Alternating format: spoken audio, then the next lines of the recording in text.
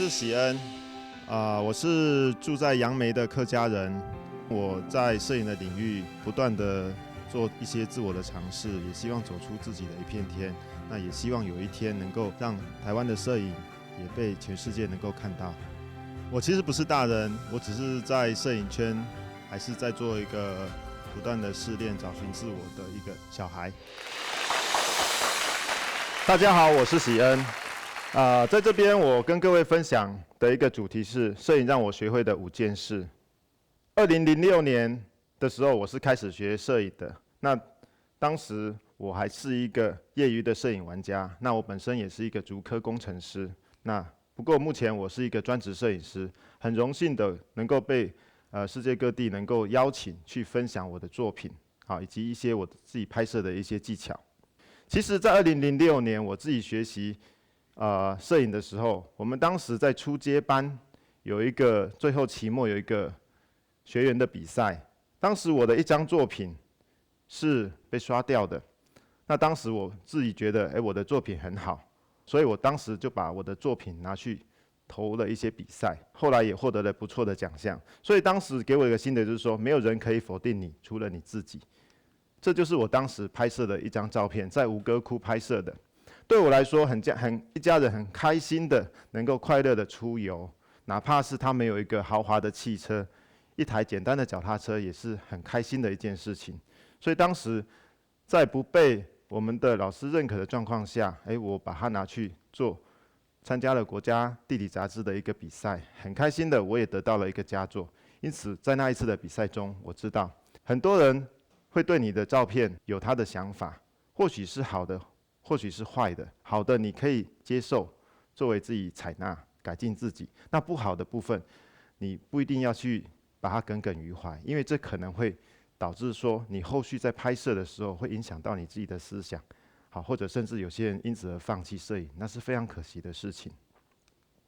好，第二件事情要跟各位分享的就是时间花在哪，成就就在哪。那因为我学了摄影之后，我本身对摄影是非常有兴趣的，所以很多时候我在下班之后，我就花很多时间去学习摄影，以及去涉猎相关的知识。好，因此后面的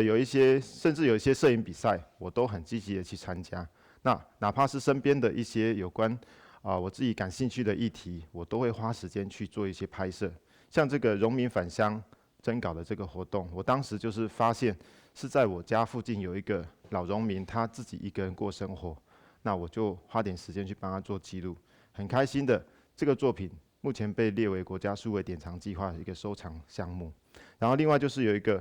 Canon 摄影马拉松比赛的一个活动，当时我在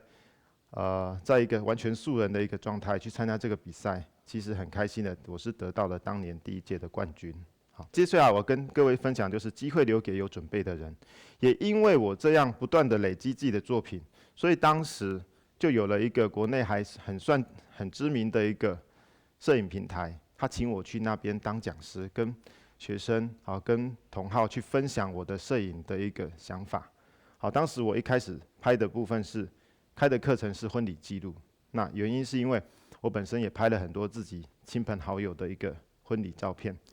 那渐渐到后期，我整个过程，我其实在人生的过程，我经历过结婚，然后生子，然后整个在过程中，我都很用心的去记录，还有整理。像这个，我当时在结婚的时候，我自己在礼车上亲手用相机拍摄的画面。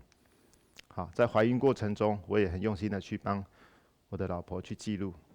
小孩出生之后，我也是很珍惜这个亲子时光，用心的去帮他记录他的成长过程。那这张是我特别可以跟各位分享，就是很多时候我们在拍摄，你当然就一个摄影师来讲，你可以当成是一个很单纯的一个商业 case 把它结束。那其实我很希望就是说，很多时候我会站在客人的角度去思考，他要拍这张照片，他的用意是什么？好，那像这个妈妈，她当时请我拍摄的时候，我除了觉得把她肚子这个过程怀孕的过程记录下来之外，我希望能够展现出不同面向的美，把它也当成是新娘的这种感觉去把它好好的拍摄下来，而不是很单纯记录一个大肚子。好，那当时拍完之后，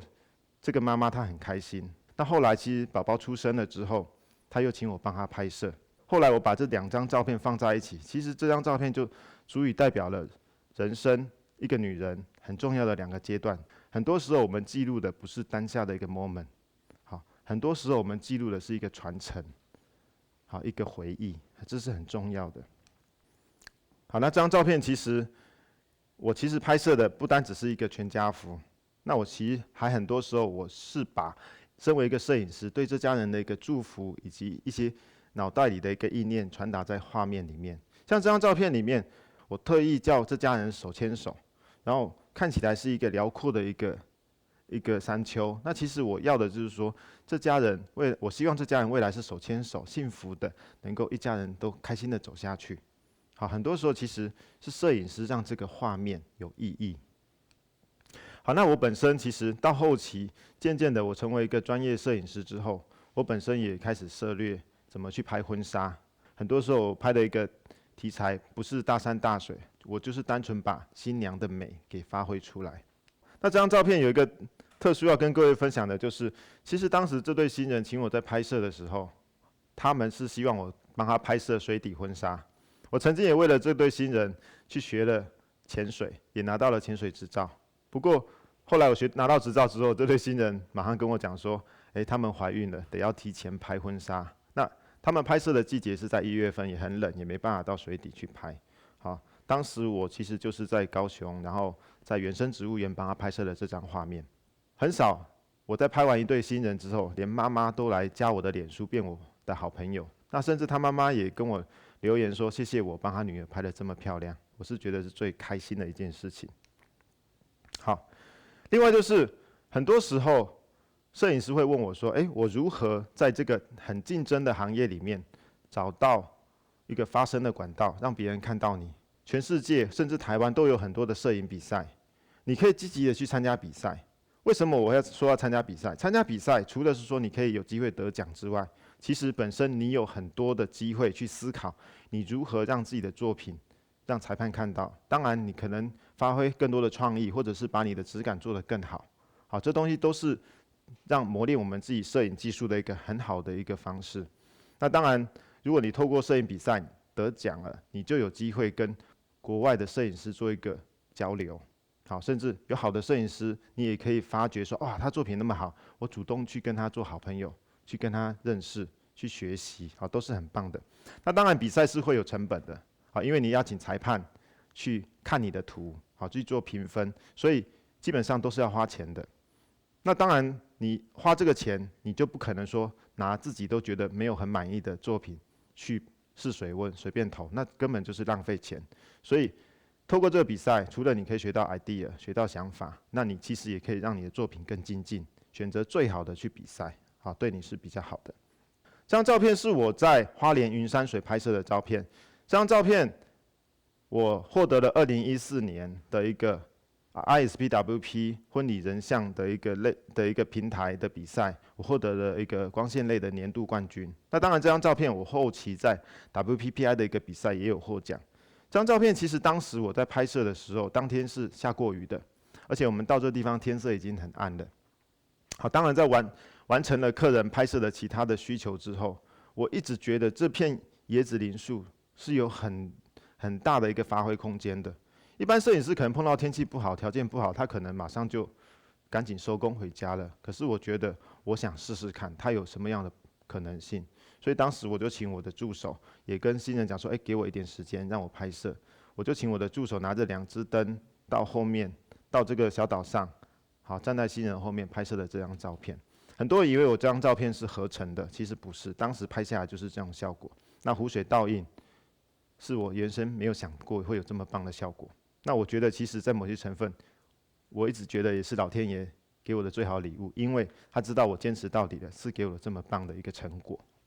那以上都是讲很多有关技术啊，或者是有关自我心态经营的部分。那其实我觉得，身为一个摄影师，除了是经营自我之外，其实你也可以对这个社会是有贡献的。好，我举几个例子，是我曾经参与过的。第一个就是88风灾的一个影像的一个报道。好，我曾经参加88风灾的一个救灾。这张照片就是我当时在88风灾发生了之后，我是第一个礼拜就进入到灾区救灾的第一批人员。我当时是拿着相机陪着这些辛苦的工作人员，他们在工作，我在拍摄。好，我曾经拍摄这些照片的时候，我觉得我心里是很难受的。原因是因为这些人这么尽心尽力的工作，那我其实只有拿着一台相机在旁边拍摄，到处走，到处拍。那事后我跟主办人讲说，其实我觉得我能做的事情很有限，我也觉得良心不安。可是主办人跟我讲说，喜恩，你讲错了，其实你是非常有力量的。原因是因为你透过这些照片，能够传达更多事情，让没有去参与救灾的人知道。没有救灾的人永远都不知道说现场有这么惨，而且这些人是多么辛苦的工作。那其实透过这些照片，其实你也可以传达一件事情，就是很多人以为捐钱就好了，可是如果你用灾区的居民设身处地的为他想，他们不是要钱，甚至这些钱到他们手中可能也所剩无几，拿到的补助也不多。可是他们真的需要的是，能够让这些污泥、这些发臭的一些家具，能够尽快的离开他们家客厅，能够清开，然后让他们铁门可以安心的放下来，在家好好的睡一觉。好，这个是我在整个救灾过程中，我深刻体会到，原来我们身为一个摄影师，可以对这个社会做这些贡献。好，那我本身也很喜欢去参加一些爱心的一些活动记录，原因是因为在整个摒弃掉公利收入这些事情之外，我觉得去付出对这些小朋友付出，拍摄他们很开心的一个活动照片，我自己本身也获得很开心的一个心情。好，我不会一直去思考，这个东西可以为我带来多少收益。好，那我这个东西其实在拍摄过程我是很开心的，好像这些小朋友天真无邪的那样子，他在笑的时候，其实我在拍摄，我的嘴角也是上扬，很开心的。OK， 好，那以上就是我在摄影这段期间来所得到的一个心得。身为一个摄影师，不光只是摄影技术的增进，其实有很多面向，你是可以去思考、去经营，好，或者是去能够提升自己的。那以上是我跟各位分享的摄影让我学会的5件事情，谢谢。